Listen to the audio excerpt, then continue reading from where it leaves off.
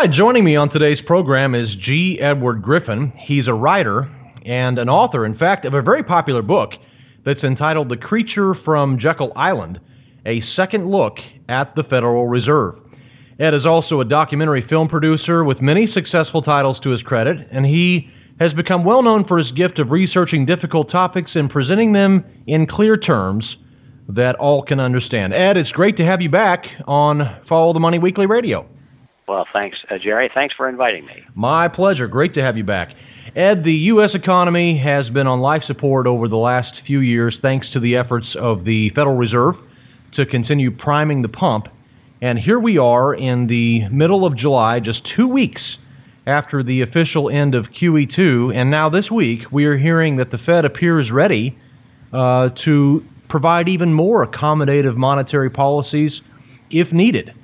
So my question is, what do you make of the fact that Bernanke and company are already talking about a form of QE3 so soon after the end of the controversial QE2?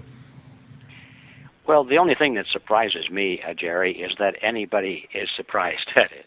The fact that he's proposing the expansion of the money supply is completely in keeping with his promises when he was first nominated to become chairman of the Federal Reserve. Right. If you remember, they called him Helicopter Bernanke, right. Because he said, well, we'll just create the money as much as we need and drop it from helicopters if we need to do that. And people forgot that because that's exactly what he has been doing. And in fact, that's the only trick that the Federal Reserve System knows how to do. Whether it's Bernanke or somebody else, doesn't make any difference. I think people forget the fact that the chairman of the Federal Reserve System doesn't really make policy. He is the executive, and he follows the directions of those who control the Federal Reserve System. And who are they? Well, they're the large member banks. And I use this just as an aside to say something that I never get tired of repeating because people need to hear it, and that is that the Federal Reserve System is a banking cartel.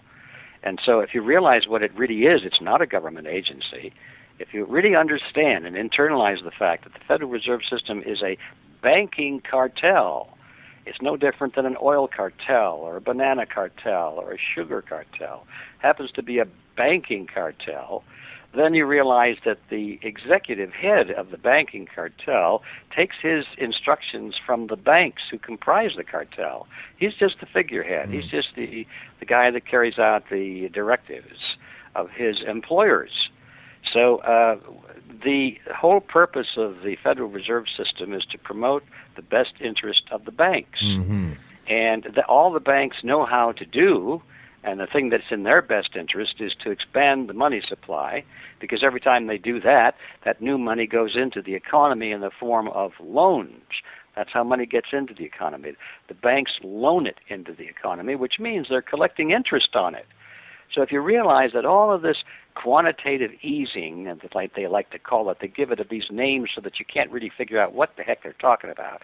They're really talking about more bank loans being pushed into the economy at the level of billions or trillions of dollars. Bank loans. That means bank interest. Now you begin to get a picture of what is really going on. If you expect the banks, the Federal Reserve System is the banks, if you expect them to do anything other than make loans, you're expecting something that will never be. So I'm surprised only that other people are surprised that Bernanke is talking about more loans again, because that's all he can talk about. It's their only incentive, isn't it? It's the only incentive they have. It's the only trick they know, and it's all they will ever give us as long as we allow them to run the show. Wow. When will we ever learn, Ed? It's one of these things where it's just you begin to old George Santayana, who once said, those who do not know history are doomed to repeat it, and it seems that's exactly where we are. That's it exactly. If we don't know what's going on in the past, we don't know what's going on now, and it'll just happen over and over again because those who do know what's going on, it's to their advantage to keep us in the dark. Well, one of the common reasons that are given in support of the existence of the Federal Reserve and its policy is that it serves to, quote-unquote, stabilize the economy, and that without the intervention of the Fed, the financial markets would, in essence, run amok. What's your response to that? Well, I say let's give the Fed a report card. If you send a kid to school and you say the objective here now is to teach this kid how to read and write and do some mathematics, know something about geography, and get good grades and all of that sort of thing. And if, at the end of the period, you give him an exam and he comes up with failing marks on all of these levels, you would say that the school system has failed or that the student has failed. Well, if the purpose of the Federal Reserve System is to stabilize the economy, then how good a job has it done? The economy has exploded. It's falling apart. People are out of work. Inflation is rampant. Productivity is down. Everybody's worried about, are we even going to survive in the months ahead? And I would say that the Federal Reserve System gets a failing mark on its report card for stabilizing the economy. But I go even further and say that the reason that is not true, I'm going to argue against it now, is that has never been the primary objective of the Federal Reserve. The Federal Reserve has never had the objective of stabilizing the economy. That's what they say they're trying to do. That's how they sell it. That's how people put up with it. They think, well, these are good people, all right? These are good men. They're trying their best to do what's best for America and for the economy and for the working man, and so therefore they tolerate all of this. But if they understood, as I said a moment ago, that the Federal Reserve is a banking cartel, and that the purpose of the banking cartel is the same as any cartel, which is to promote the interests of the members of the cartel, that means if they understood that the purpose of the Federal Reserve is to promote the interest of the banks, not to stabilize the economy, then you would say that the Federal Reserve gets an A on its report card, because that is exactly what it's done over the years. The banks have done exceedingly well.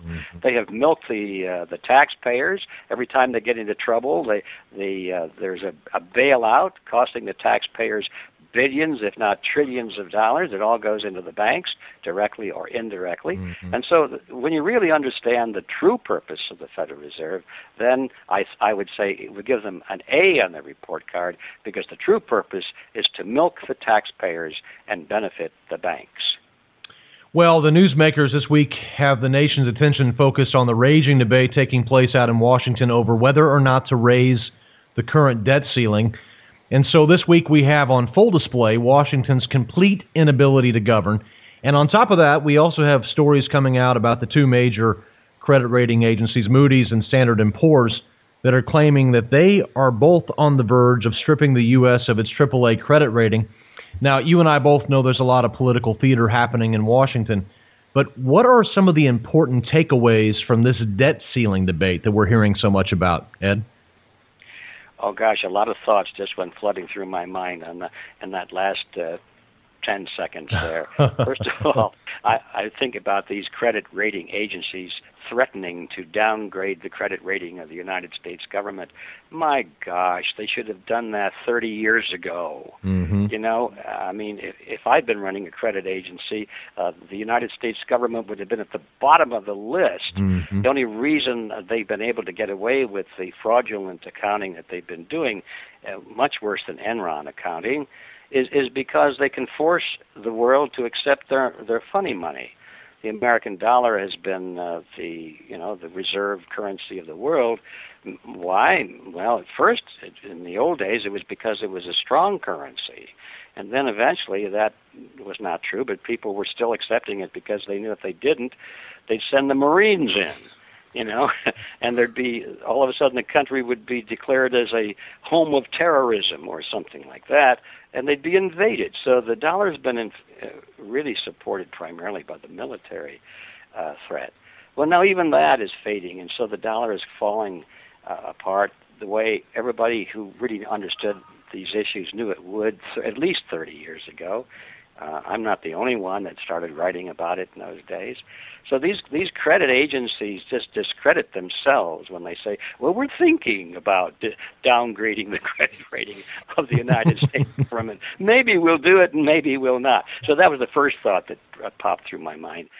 But so the rest of that, though, let's see, we were talking about What was the rest of your question? I get hung up on these credit agencies. I get so mad at that charade. Oh, it's unreal. Well, mainly the thing is this debt ceiling debate that's the debt ceiling, that's just been constantly been ad nauseum in the news cycle. What do you think the main takeaway from that is? What should Americans understand about that? Yeah, well, I think the first thing to understand about the debt ceiling is that there is no such thing. There is no such thing as a debt ceiling and never has been. The so-called debt ceiling laws that they pass are just temporary numbers that the Congress sets. Okay, for now, the debt ceiling is such and such, and that's an absolute ceiling, they say. Absolute ceiling. We can't spend any more of that and then that, unless, of course, we decide we want to. Right. In which case, we'll change the debt ceiling. So if you can move the debt ceiling up or down, there is no such thing as an absolute ceiling. It's just an arbitrary number that they set from time to time. Mm-hmm. So the word ceiling is very deceptive. It just merely means what's their target date. Their target number, I should say. So, yes, and they're going to raise it unless they adopt some measure like the Ron Paul proposal, which is to simply cancel the debt that is owed to the Federal Reserve System, most of which will be repaid to the Treasury anyway, because that's what the Fed does on all of the interest it collects in excess of its operating expenses. I think that's a good measure, by the way, but it's not a fix. It's just a temporary solution. In the long run, let's just forget about what they're going to do for the next few months. In the long run, the guys that are making the decisions in Washington today are the same guys, basically, that have been making the decisions for the last 30 years. The same, collectivist mentality, the same cabal partnership between the politicians and the banks. Nothing of that has changed. The label Republican has changed to Democrat and then back to Republican and then back to Democrat. Those labels have changed, but the underlying philosophy, the ideology of both of those camps has not changed. So since nothing has changed, we know, it's not guesswork, we know that they're going to raise the debt ceiling, so-called, and continue to expand the money supply, because that's what they have to do. They're not going to try and cut expenses, because that would be unpopular. These guys wouldn't be voted into office if they cut benefits, so-called benefits. They're cutting benefits, of course, through inflation. They can vote higher benefits here and there. They can give you inflation adjustments, and they can even increase Social Security a little bit. But inflation is eating away at all of that at a rate much greater than the growth. In other words, if you increase something by 3%, by raising the numbers, but then decrease it by 20% because of inflation, you're actually losing ground. But unfortunately, the average taxpayer doesn't understand that. He just thinks he got a 3% pay raise, and that the inflationary aspect to it, well, that's something that's not controlled by mere mortal men. It's something that just happens by an accident of nature or something like that. And so the average citizen who doesn't understand these mechanisms is easily fooled. And so the politicians know that. They play it to the hilt, and they'll continue to expand the money supply, raise the debt ceiling, continue to spend, and all of that is paid for eventually by the citizen through increased prices for bread and gasoline and rent, education. And the end of that process, if you follow it all the way to the end, is the total destruction of America. My guest today is G.Edward Griffin. The book, The Creature from Jekyll Island, a second look at the Federal Reserve. On page 509, I want to read a quote. You write, "There are more people working for government than for all manufacturing companies in the private sector. There are more bank regulators than bankers. There are more Farm Bureau workers than farmers, more welfare administrators than recipients. There are more citizens receiving government checks than there are paying income taxes." And then you continue on page 510, and you say the political function of the food stamp program is not to help the hungry, but to buy votes. Then you go on one final statement here that I want to discuss. You make the comment about how these entitlements and the interest on the national debt are simply just destroying the budget. Is basically just our budget is morphing into basically paying for entitlements and interest on the national debt. You comment on page 510, even if Congress were to stop all